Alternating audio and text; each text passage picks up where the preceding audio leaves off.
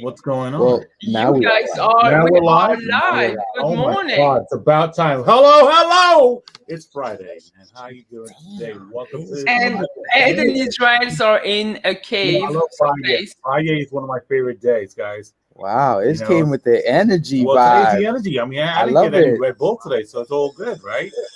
What are we gonna do? Oh man! Start the dancing. We got to make a meme to this or something, like a video. Should be our entry video. But what's up, everybody? Welcome to our Friday edition of Real Estate Unwrapped. My name is Ed. You can catch me on Instagram at NYC Homes with Ed. We got Israel in the house. Izzy. Israel Martinez. You can catch me at Israel Martinez NYC. And we also have Gigi in the house. Yes, hello guys. What's up, Gigi? How you doing? Yeah, so I'm remote. I'm back in our office. I know it's a busy And day for you. yes, because I think I have a whole bunch of things to do. I think I wrote something wrong here in our title. I just realized. Hey, Savannah, how you doing? Thank you for the nice compliment. Thanks, Savannah. We're all wearing our makeup today. I know, right? All right. I think So we look too today, casual today. That's what the problem It's all was. good. Gigi is always looking at her peak. Here yeah. we go. Energy. I love it. Thanks, Will. You the man, bro. All right, guys. You will. So what are we talking Good morning, about today? Fernando. Well, one thing we're definitely talking about. I mean, I don't know how you guys feel about this, but time management, man, it is one of those kind of skills that it's like either underdeveloped for most people, but slightly overlooked from others. We're always saying that we're too busy to do something, or we're too busy to take care of something.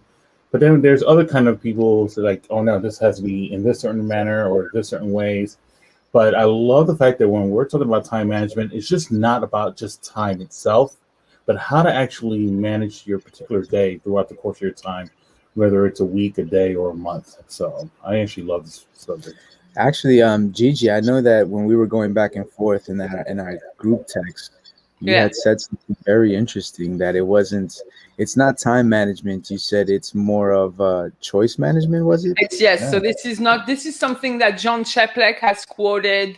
It was a lot of those specialists and gurus of time management and people management have always quote this. I don't know where it's coming from, but it is probably that. And then, when we're thinking of what to discuss, we came across that article from theclose.com, which is like a great source of, I guess, of topics and hints and tips for agents online. Really a good little segment. I loved it, and I thought we could actually discuss time management. And it looks like a lot of us still work 70, 75 hours a week, 80 hours a week, trying to juggle it all. Full-time agents, it looks like they're working all the time. And it's funny that you say that, because it's not that you're working 70 hours a week, like you got up, brushed your teeth, took a shower, went to work, and then you're working the 10 hours that day. No, it's scattered throughout the day. You might get a call at night, right? You got to deal with the client. I feel like if we're not putting out fires, we're trying to build relationships, and that could happen at any time of the day. Yeah. So, I mean, in the course of the day, we have 1,440 minutes a day. So can you imagine what things you can and cannot do? That's true. So that's cool. Let's just get into this. I mean, honestly, time management for agents, what does that mean? I mean, what now? Here we go. I can put this on. It means, do you have it on? Did you put that slide on? Yes, here you go. Let's go to the second slide, guys. Let's do it. So what does it mean to me? It's like, let's talk about how inefficient we are when we are totally stressed. Okay, because it looks like we should probably embrace more a 35 to 40 hour week, work week. In Europe, a lot of countries have lowered the work week to 35 hours. Yeah. All right. And it looks like celebrate siesta. The employees are a lot more efficient, because with 70 hours, what's going to happen is at some point, at the beginning, you're going to have a boost. And then towards the end of the week, you're going to be so stressed, tired, you're not at your peak, your level of production is going to drop a great deal. Therefore, the overall production is going to suffer. Right. So what as agents we should be trying to do, and I'm saying trying because I'm still trying to do it after all those years, is work more smarter, not harder. You can still work hard, but smarter, right? No, so it's true. We were talking about. Can I add something to that real quick? Yeah. And not for nothing, the morning routine, I would say it's good to implement. I know sometimes it's a little difficult because of the change of weather, but if you can get out there and just maybe, hey, look, enjoy a walk, a nice long walk, get the blood flowing. You know what I mean? In the morning. Let's go to the second slide because you know what they're saying. And I totally messed up this morning, is wake up at the same time. There it is. During your work week, wake up at the same time. The earlier, the better. Well, you have advocates of the 4:30 crew. I don't know, man. I'm sleeping at 4:30. All right. Yes. Shout out to the Culture Studio. This looks great. Thank you. Thank you, Will. All right. So, thank you, Will. Absolutely. And Culture Studio. Yeah. So wake up. It looks like a lot of those top producers. Sorry about that. No, go ahead. We're overlapping for some reason. Yeah, no, look, you were just touching on it, so I didn't want to interrupt. My bad. I think we're just overlapping in audio. That's all. Yeah, I was thinking, when you actually, during your work time, your work week, waking up at the same time, it looks like a lot of the top producers are doing it, whatever time it is, whether it's 4:30, 7:30, 6:30, they have a routine, and it's like, and then when you wake up, as we were looking on the slide, is don't touch your phone right away. Don't get into it. That's kind of hard. I mean, we get a lot of information on our phone, and I know it's difficult, but the first thing you want to look at is the weather. You look at your phone, any messages. And as a real estate agent, let's be honest, if you got some offers that you submitted, to not look at your phone when you wake up is difficult. Like you're waiting for them to respond, Yeah, but in the end, what is going to change to look at your phone at 7 o'clock when you wake up? What's going to happen? Nothing. The market is not open. The stock market is not open yet. Nothing is open. Attorney, banks, nobody's there. So, take care of yourself first. I think we tend to lose ourselves in work and not. It's not even pampering. It's self-care to make sure you got your sanity. I know some people do meditation in the morning. Right. Some as well. Yeah. So the get moving could be meditation. Could be like Ed going to jog in the park, right? So what do you do, Israel? What do you do in the morning? And affirmations for me. Then by a certain time, I'm actually just trying to figure out what's my day going to be like. I try again not to look at the emails because for me, it's emails are just something I can answer later.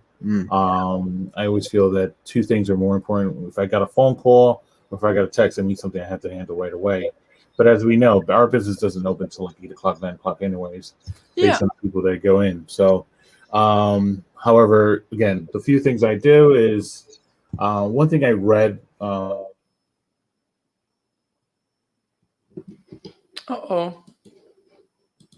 I think we lost the audio. I don't have audio anymore. Do you have it?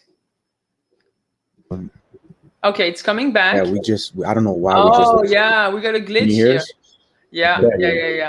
So, I don't know. Did you hear what you heard? Yeah, I heard that Israel was not looking at his emails yet. Yeah. And after that, it went. Blank. I saw the buffer wheel. So pretty quick on that is that what I do is I don't look at emails. There are articles that I've read in the sense that taking a cold shower in the morning, and also doing affirmations and meditations before you start your day would be a great way for you to not only open your pores, but then at the same time open your mindset for your day, and then you actually have a great energy throughout your course of your day. And then actually, at first I was reluctant with it, but then it worked out. So that's what I pretty much do. And I then I would say throughout the course of 8 o'clock, 9 o'clock, then I'll look at the emails. Nice. But if it's email I do later, text me and phone calls are usually more important for me. What do you do? Yeah. I normally you said, I normally just wake up in the morning and I go for a run. And I like the fact that you mentioned the cold shower, because funny enough, after my run, I actually take a hot shower. Look at that, yeah. And then once I'm done, then I just take a cold bath. That way, just cools everything down. But you feel very refreshed. Okay, you feel wide awake. You feel more alert. And it just feels a lot better. And I'm glad you mentioned that. It's actually great for your skin, guys. Look at this. Ooh. Look at that. See? You gotta have good. It is true. I learned this. You gotta have good elasticity and collagen in the skin. Okay, let's go. And no, but it's true. I mean, if you guys can take a full 10-minute cold shower, I understand. But like the last couple of minutes of turning like that cold, you gradually turn it to cold, and it is so invigorating. It's great for the skin. It just tingles all the cells in there. If you could do it, I know it's tough. But for me, first thing in the morning, I gotta jump in the shower. Yeah. First of all, because I drooled all over myself. Oh my God. Thank you. It's like TMI. Yes, I thank you. I know. Imagine that. But this is it. You're not gonna see anything. I need my shower time, and I like to take a good 10-15 minutes. Nice. And that's where I get a lot of I think about a lot of things. Could just be. I think it's a meditative time. I can't sit down in a room and just like go into the yoga position and just try to meditate. That doesn't work for me. So the shower is where I do a lot of reflection. And I'm blessed. When I do showings. When I do showings, usually I say, this is your think tank. It's not the bathroom, right? It's your think tank. Is it really? Let's be honest with you. You're either on the throne or in the shower. You're always thinking. I have a thinking chair. Yeah. So, you know what? We're going to go on to the next couple of segments on this as well. But in the meantime, if those who are watching me, I would love to know exactly what you guys do in the morning, as far as how you wake up, what do you do to start your day? What's your Let's go back to drinking coffee. Let's go back to that slide about drinking coffee like a neuroscientist. I was just telling Israel before, and I know Gigi, you weren't on just at that time, but it's funny because ever since I started running again, and Gigi, I remember you used to see me coming in. I just told Israel, I used to have this thermos that I would forget. I actually lost one. I had to buy another one. It got crazy. But long story short, it's funny because after I started to wake up in the morning and go for my runs, I literally cut back on my coffee to the point where I'm literally probably having 2 cups of coffee a week.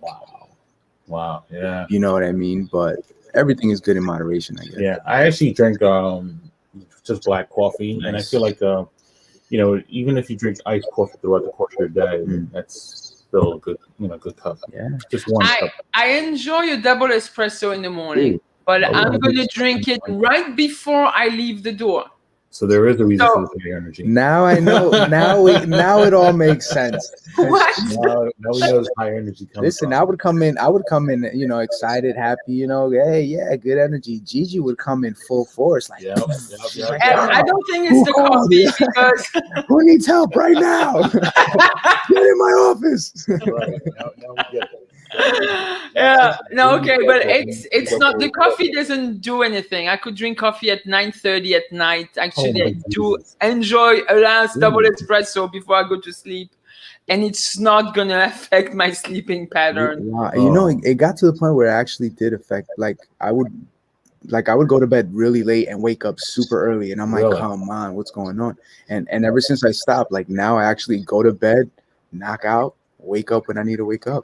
Cool, man. That's yeah. I get my curfew's around 10:30 usually. But. So let's move on to using the next one. Time blocking. So this is basically what every single coach, real estate coach, life coach, anyone in this industry and outside, those life coach are just telling you, time block. Well, and set small goals in the morning. And I know that's what Ed and Israel were doing for a while. You guys were selling those. You were holding each other accountable, and you were actually setting some small, attainable daily goals. You remember a couple of years ago, and I thought that was brilliant, absolutely brilliant, because I haven't set myself those small goals. It's like today, this is what I will. This is what we'll do. It's always so informal, but you guys did it for so long, and it was like clockwork. And I remember if you guys didn't achieve your small goals, you would have to do some. What was the name of that exercise where you put yourself against the wall? What was that? Oh my God! Do you remember that? Yeah, you hold the chair position, I guess. Yeah. No, listen, I'm glad you said that, and it's funny because I think that's the key when it comes to the time blocking. You have to set attainable goals. Yes. Right. You have to set a goal that's not within reach to the point where you could just extend your arm and grab it, but it's far enough that it makes you want to just kind of push yourself a little bit, not to the extreme, but everything is like that. Everything is in moderation. The minute you start to do one thing, you start to do it again the next day and the next day, and then it becomes tangible. So in my opinion, I think it's key that you have a tangible goal that you can reach. And it's funny because we did that. And on that paper, I still remember to this day, I actually put the trip to Europe. I wanted to go on a trip to Europe. I don't know how I was going to get there. I don't know what. And out of nowhere, thank God. I remember that. Priscilla and I went 17 days. We took September, and this was right before COVID, 2019. In September 2019, we were out in Europe, and it was great. And it's funny because, again, it was something that I can look back on, and we did it together. And it was like, you know what? We set goals, and we attained them. And it was something that we continue to practice on a daily. So definitely link up with a partner if you haven't. I would throw that out there. A team member, somebody you can lock arms with, and just go to town together. You know what I mean? Because we all tend to make the small mistake where we micromanage our schedule on a day-to-day basis, where not 2 days are exactly the same, where actually when now we have a lot of things that are really early in the morning, like we do have council meeting, we do have a whole bunch of, like set things early in the morning, which absolutely blew up today. I did not attend our attractors meeting this morning because I forgot again, and it is on my schedule anyway. But having like set schedules in the morning where, you have reminders, where you say, okay, from 10 to 11, I'm going to do, or 9 to 10, I'm going to do all my follow-up, the emails, and answer this, and so on and so forth. After that, I'll do some prospecting phone calls. In New York State, we're not able to prospect, so we can actually follow up on existing leads and sphere of influence, and then you can say here, cutoff time is 12:30. I'm going to do 12:30 to 1:30. I'll do lunch. And then after that, I can do appointment settings and again, more lead generation later, and, and take a day off during the week if you need to, and so on and so forth. Right. I think the biggest key on this is two things. Is one, being consistent. You certainly have to be consistent with it, and also be accountable to your own schedule that you're doing. If you're saying, again, I think you mentioned it, you're saying that you're doing something in between 11 and 12 or 12 and 1, whatever, do it. Don't let something distract you. Don't let something take you off from that schedule. Put it in there for a reason. And then, again, not only with time blocking on that aspect, you should always, if you can't do it, something I do is I try to do things at least 2 days ahead, in the sense that anything that I feel like it's important, I make sure that I time block that already. And then if there's something coming up in days, up to that time, then I'm already plugging in. Okay. So, and then, for those who are just not as, diligent with that and just feel like they need certain apps, there's other apps out there that can help you out with that. You have Google Calendar out there. You have Calendly, which, some of us have used to help you, schedule yourself out. So there's a lot of things you can do to actually help you develop a time blocking format for yourself. I do like the old Google Calendar. You can schedule your events, you can schedule your reminders, you can schedule your task. And to me, it just works out. I can color block. I love the color blocking and everything. So that just works. It just works. Right? What do you do, Ed? Different color Post-its. Yeah, it's pretty much what it is. Calendar. Yeah. It interfaces really well. So it's actually a really good thing to use. Do you guys want to go up to the next slide? Because it's something like we never... Where is that slide? I have it right here.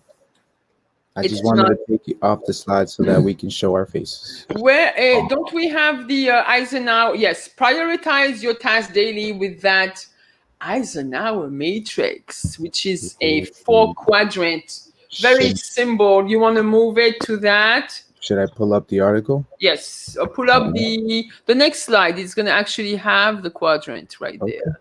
Right here. Here we go. Boom. So from the close.com article, Time Management for Realtor, you actually have this beautiful, very simple, color-coded, it's called the Eisenhower Matrix, which actually comes from Dwight, or was it? I'm gonna mess up the whole thing. What was his first name? Was it Dwight Eisenhower? Well, he was the president of the United States. Yes, his name was Dwight Eisenhower. He was president in 1953. It says you are correct. Dwight D. Eisenhower. He was the 34th president of the United States of America. Yes, he was. So before that, he was a general. All right, and he really had to take a whole bunch of decisions throughout the day, some bigger than others, and that finally led him to, I don't know if he's the one who invented it, but he sort of used that simple little matrix to help him organize his day. All right. So you're going to have those 4 quadrants that works with different work strategies. So the number one is do first in green. All right. So that first quadrant is the things that are the most important that needs to be done today, or actually tomorrow the latest, okay? And those are things that probably requires your most concentration. All right, so it's very simple. Let's forget about everything else. This is super important. This is super urgent. Let's do it first.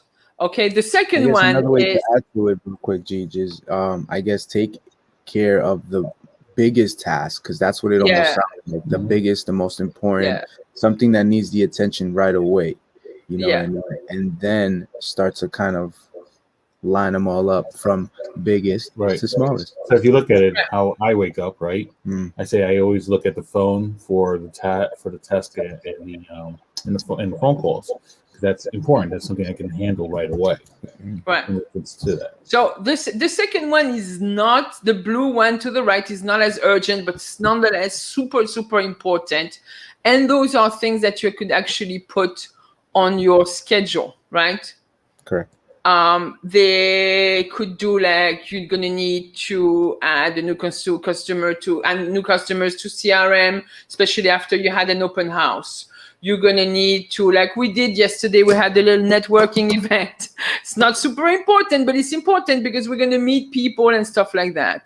Optimizing our website, updating our Facebook pages, blogging, this and that. Of course, the open houses that you were going to do. All those things we're probably going to have to delegate, right? Mm-hmm. So that's the second quadrant. Important, but less urgent, and they should be put in the calendar. All right. Even your gym, like I'm sure, Ed, you have your exercise already added to your calendar, like every day, right? It's added to my brain calendar. I'm one of those people that, I still utilize the brain calendar. I don't write it down. It's here. Yeah. I'm telling you, it's here. But so it's funny. Yeah. I mean, in a way, it's there, but my body fit. Like, I just kind of get to the point where it calls for it. So it's weird to explain. Yeah. So the third one, which is very hard for me, I'm having such a hard time delegating because number one, I'm a little bit of a control freak, and then I have no patience. So that's not helping when you need to delegate. But those are the things that are a lot less important. Okay. And they, you can actually delegate to another agent, an assistant. Let me try to, somebody in your organization that could do you a favor for, or somebody who's better at the job. Let's say if you work in team, somebody in your team that could probably have the delegation of handling certain tasks where they're not that important and they're much better than you at it. Yeah. Right. True. Like, it's what you mentioned right there is really it's like a business mindset at that point, because they always say in order for you to, I guess, scale, right? That's the term. In order for you to scale, you kind of have to pull back and then put other people in its place to then kind of create a system so it's self-management. Yeah. I mean, have a service to handle some of your social media posting for your professional for your professional page. Stuff like that. I mean, like little things. Your CRM is a great delegation thing. Sometimes to stay in touch with those not so ready customers and clients. Yeah. So that's what we mean by delegations. Like use automations sometimes people to do that. Yeah. Right. And the good thing is when you delegate, something you had mentioned is delegating the task to somebody who has a strength for it. So if you're not strong enough at doing time management, or if you're not strong enough to actually doing the social media or reaching out to or doing showings, let's just call that. There's people out there who are not that strong in doing it. They'll just delegate that to someone else who's busy, and they'll do it for you. They'll knock that out right away. That's actually it's funny you mentioned that too, because there's a quote that if you find the busiest person, they'll figure out a way to figure it out. But if you find someone who's not busy, they're always going to figure out a way to give you an excuse. Of course. Right. Right. And then the next one, and this is when it comes to your business, your time and business, like working. Whatever you do on your leisure is fine. You want to waste your time doing nothing, just sitting on the couch and eating popcorn, great. But we're talking about your time at work. So the fourth quadrant is the don't do. Because it's not going to help the needle move forward. It's not going to help you at all with your productivity, your business. You're basically increasing the volume or whatever your goal is. Like, for instance, if you're going to spend 6 months on a Pinterest board where nobody's going to look at it, that's like some stupid stuff that shouldn't even be done. Like surfing. The board is like amazing. Right. Yes. And then stuff like starting to play a game of solitaire for 3.5 hours in front of your work computer, not a good idea. Okay? So that those are the type of... I got another one for you. Just because you're on your phone trying to post that content on Instagram and then lose yourself in a bunch of quick story feeds and reels for 3 hours doesn't mean it's productive. Right. Usually that's what it is. Social media is a killer for that. It's a time killer. And that's why I really try not to get on social media. And then you get the backlash on your friends. Like, did you see my feed? No. And it's okay. It's okay, right? I mean, now for our business, yes, like it's definitely a plus. It's gonna help big time, but it's just you can't help it. Like you finish posting something and then you swipe up or you swipe to the left or whatever, and all of a sudden you're getting sucked in for 3 hours. That's absolutely right. But some of the help or tips that the ones that are just really popular with that, they say just do it one time and just walk away. Like you can do a quick video, just do the video. Don't look at it. Don't look at anything else. Just do the video and walk away. Just do it. Yeah. Oh, look at Savannah. She said, I missed a call from Seller yesterday because I was making a TikTok, which in my age group, okay, let me just go there. In my age group, meaning senile and decaying, okay? That's my age group. TikTok is an absurdity to me. I understand it's just taking over like wildfire, but I'm like, listen, this is so freaking idiotic. Yeah. I'm going to look at a cat singing and then people over the same songs and the same little, and I'm like, this is so not interesting. No. But it's okay. Listen, I used to think I knew how to dance until I started to try some of these dance moves on TikTok, God. Man. Oh, no way, bro. Yeah, that thing. And that is the reference, TikTok. Yeah. Anyway, so yes. All right. So let's move on to the next slide, I think, so we don't lose track of the time and we don't spend. Hey guys, CRM. Basically leverage. So for those that don't know, what is a CRM, Gigi? It's a contact relation managing software. You can, I guess they have other terms for it. Yes. So it's one of those, like we use KV Core, like Lion Desk, like what is it? Constant Contacts, all that. So having like a very strong CRM where all your leads are put in there, all your contacts, and then they're being touched upon, with like emails, automated text, new listings that coming, campaigns. They could be listing campaigns. They could be directed to renters campaign going into a buyer, so on and so forth. Those, I think, we've been blessed where we are in our organization to have KV Core, which is a very strong CRM, and to help us achieve a lot of things. In the other franchise where we were at, we had a 0.25 CRM. Now we have like a 5.0 or 10x CRM compared to what we had. And it can do so much, and it's going to help you delegate those things. Yeah. And it's like one tool to have, because sometimes I talk to some leads that are not necessarily ready to sell or to buy, and they're like, oh yeah, I just got I got your email last week. I didn't send the email. My CRM did, and that CRM is going to remind me to actually call those people. And when I call them, like, oh, thank you for sending me that information. A lot of the times I have to get quickly right back to my KV course. I have no idea what they're talking about. Yeah. Yeah. It's true. Well, there goes that extra help. It goes that extra help that pretty much your business is working for you. And you're now delegating right, that. And you're not delegating it. So you already have.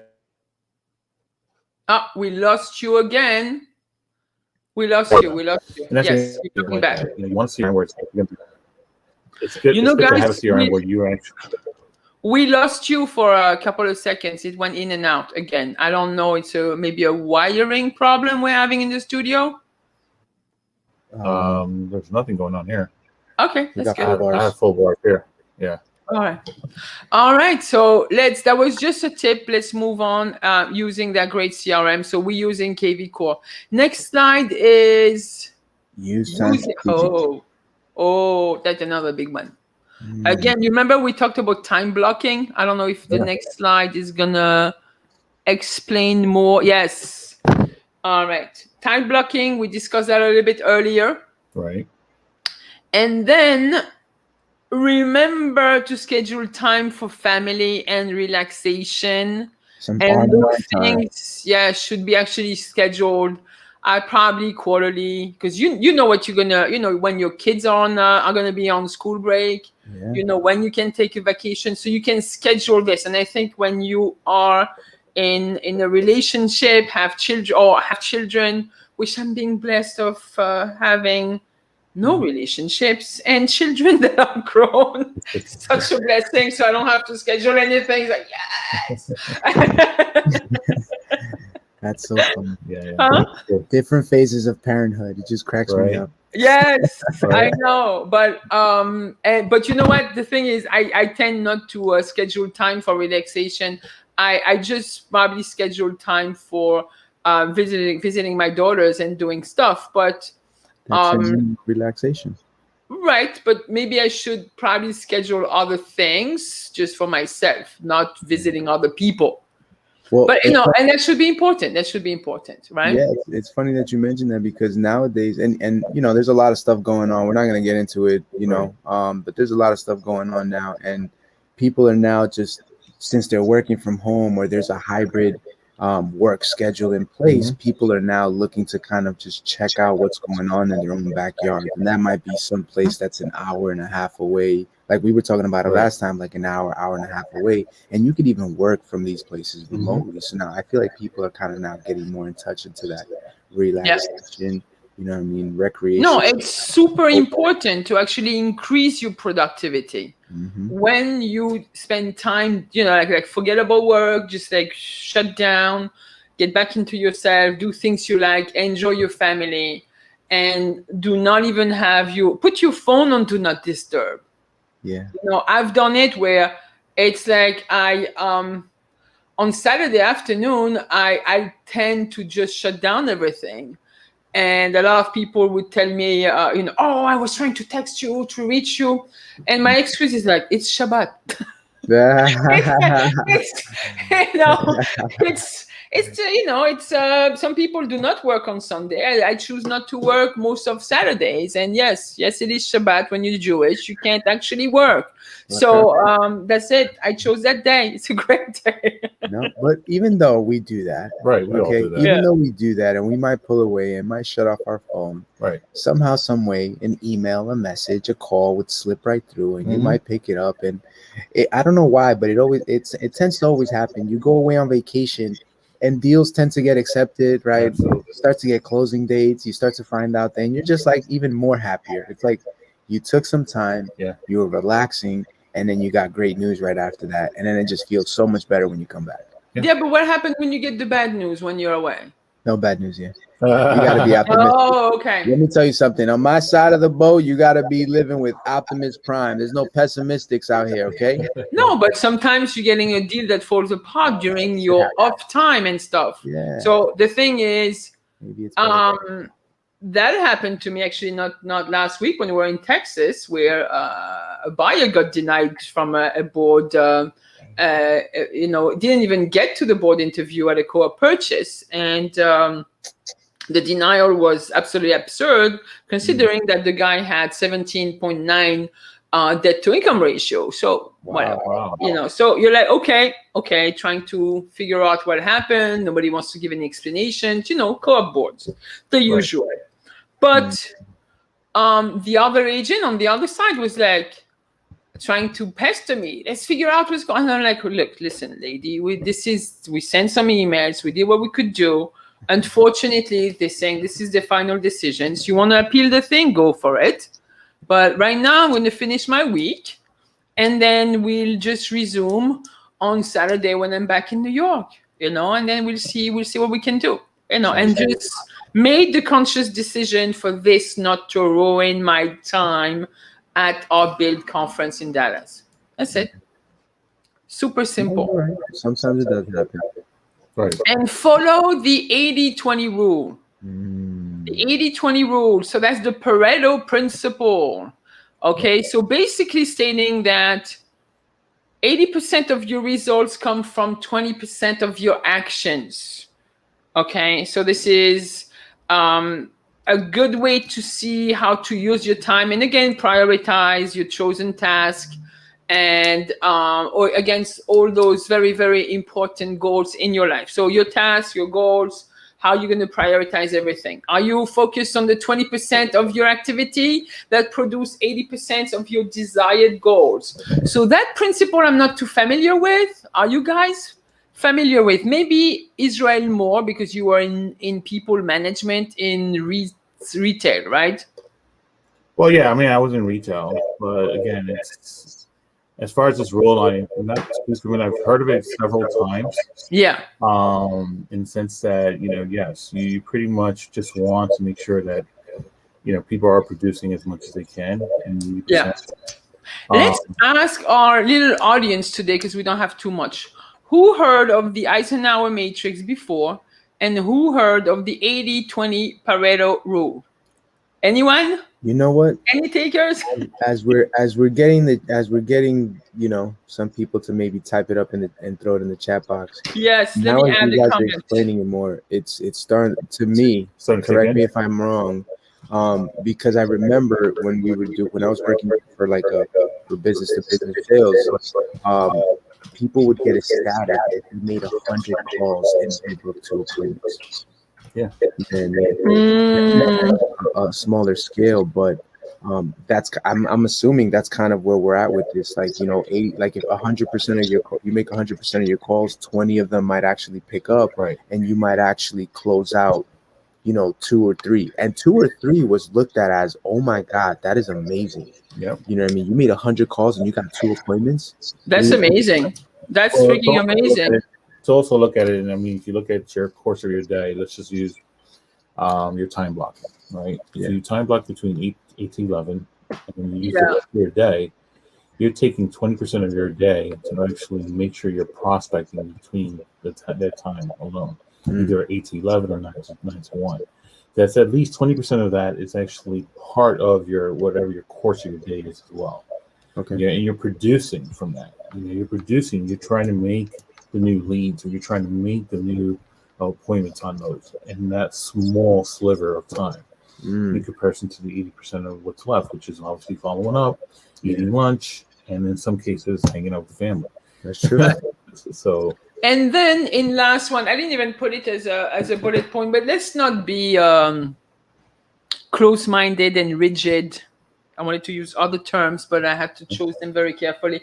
Let's not be rigid about our schedule, because sometimes things have to be switched and changed, you know. And for yourself, I was coached by the Mike Ferry organization, and they were telling me, if you follow your schedule 70% of the time, you are a superstar, you know. And of course, things happen, and your schedule may change, and you may have to modify. And this is when, you know, on those times of reflection, you're going to go back. Is this working for me? So don't be a freaking tyrant about your calendar and your schedule. You know, like, be flexible and see what works for you. You know, that's it. You know, it's funny we're talking about this, because it's almost like a seesaw situation where in the beginning, we were talking about we need to time block and make sure that we get everything on that time and everything, certain times, certain things, certain areas, you know. Whether it's, again, prospecting in certain hours in the morning or in the afternoon, following up, and so forth. And now we're talking about rigidity, and like, you shouldn't be so concentrated on that, right? You shouldn't be so concentrated on the 8 o'clock, or because things will happen. But, you know, in a certain way, if you look at it this way, whether it's a pendulum, okay, whether it's you know, graph, or whatever way you want to look at it, it certainly, you have to balance yourself in the sense of one thing for sure. You always have to make sure, find out what's important for you, the business, and your recreational life after that. So, and that's the best way of not being so rigid. No, it's true. Yeah, we have to be. I think the rigid part is just, if it happens, it happens, right? You're dealing with people, so yes, you want to stay focused to your time slot, and you have a goal to reach of however numbers you're gonna call and contacts you might make.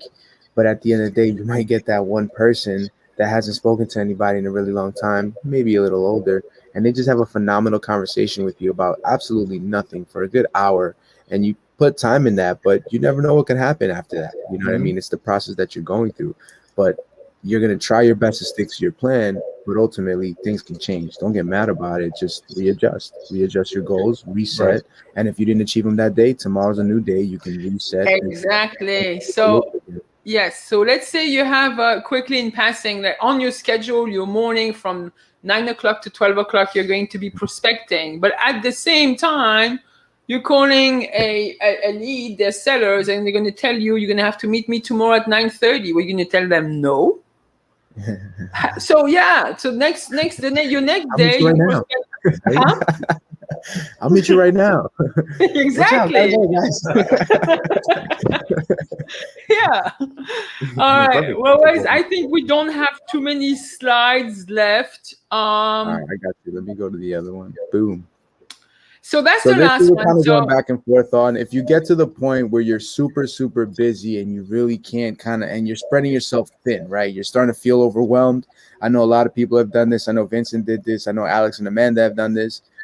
Gigi, I don't know if you've done this also, but some people hire Vincent's assistant.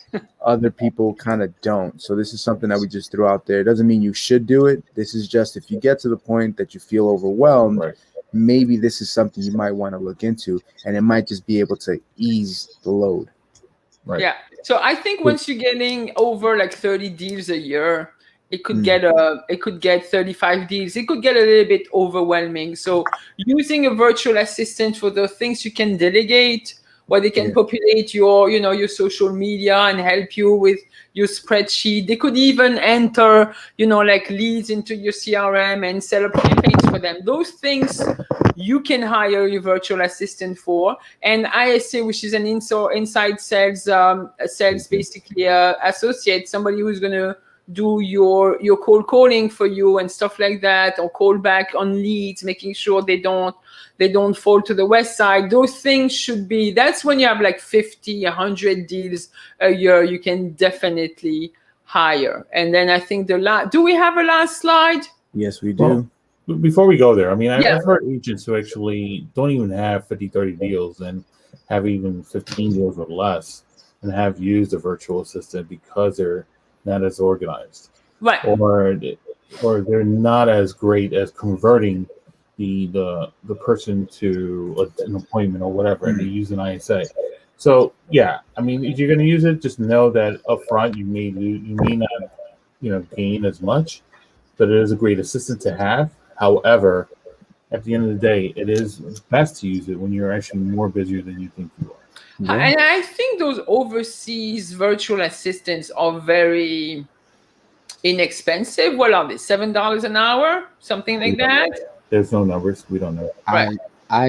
They've reached out to me and pitched their business, but I haven't really gone into full conversation about it. Yeah. So we're gonna finish it off with this last slide here. So start or join a team, and I love this part because Gigi actually mentions it every time we finish up. So yes, if you guys have any questions or looking to kind of partner up or maybe want to get some tips and tricks, I would say at this point, you can always reach out to Gigi, Israel, or myself.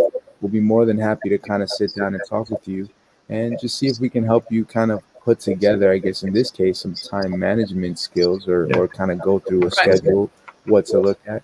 And then again, it's always about meeting the team. And I love that part because somebody could sell you on it. Somebody could show up at your door and try to push that they're the greatest, but it's nothing until you actually come down and meet the team. When you start to interact with like-minded individuals, that's where you start to build a relationship and connect.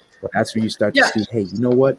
Maybe this is the right team for me, or maybe it's not, but at least you got this connection. Let's talk about there are different team structures. You have those self-organized team, and then you have those teams where, you have the team leader and stuff like that. So whatever structure you choose, I think a team is great to leverage in the sense that sometimes you have scheduling conflicts.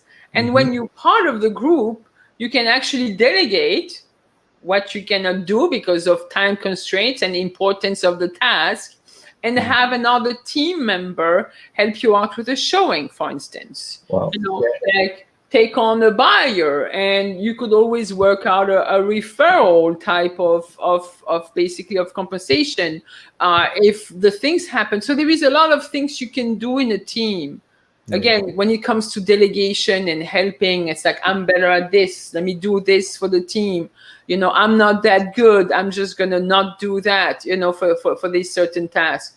And it could definitely work. I've seen we are on a team, and I've been asking for favors, and I'm very, very grateful for having that leverage. Like if I can't do something because I'm having a listing appointment, somebody's going to be there to help me. It doesn't mean like, oh, it's because I'm paying them. No, it's because we're having, we're in this together, and we can all grow and benefit, from being in that team and delegating and growing and sharing. That's all it is to me. Well, in short as well for me, I mean, just to say real quick is that as a solo act, sometimes it's very hard to be successful. Yeah. Right.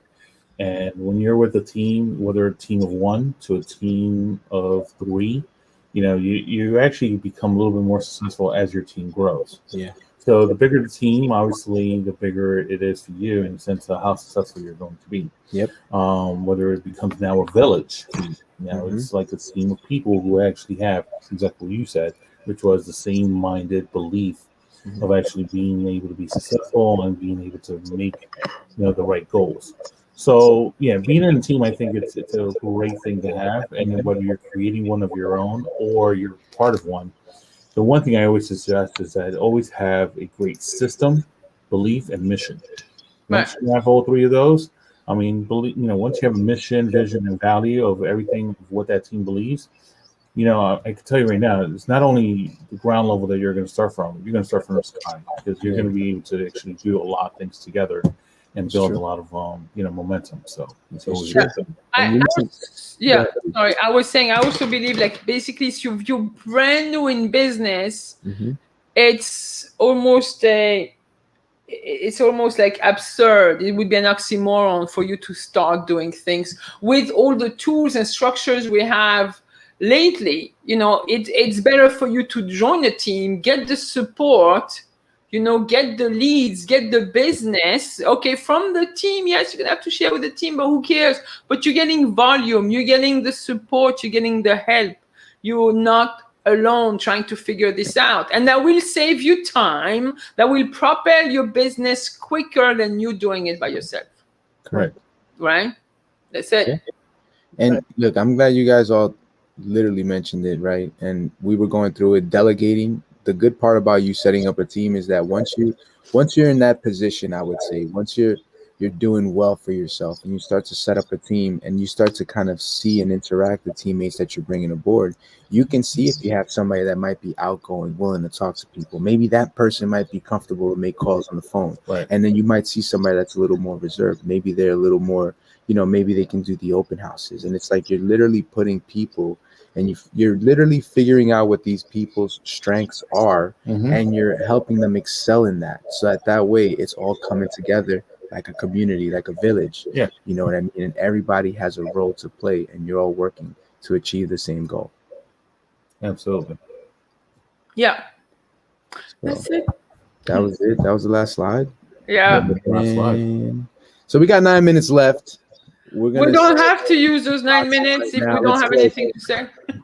Well, I mean, you're right. We don't have to use the 9 minutes. But one thing's sure, I mean, just to sort of conclude, I think we do this sometimes, not always, right? In the sense of what to take out of this, in the sense of when you do time management, again, it's not only about the time, like the 1,440 minutes out of the day or whatever seconds that is. It's not all about that. It's really having to control, know what's important for you to what you want to do in that course of the day, whether it's the day or the week. Being able to schedule, being able to delegate, being able to handle your ABCs, meaning what is the most important to least important. Look over some of the stuff that we've actually just spoke about, which was part of the Eisenhower Matrix, part of the Pareto principles. There's so many other ones out there that you can actually look into metaphorically and may actually help you actually develop a better way to be a better time manager per se. Again, this is one of those skills that I think it's underutilized and overlooked a lot, because can you imagine you as a driver, you don't really look at that. You just want to get to the next level. Yeah. You as an unorganized person, you don't want to look at that because you just want to just take care of things right away. But imagine if they were organized in this case, right? Yeah. If they were organized, how much more production would they be? How much more productive would they have, right? So in retrospect, or really to close it out, at least on my end, is as a time manager, you don't have to stay there for hours.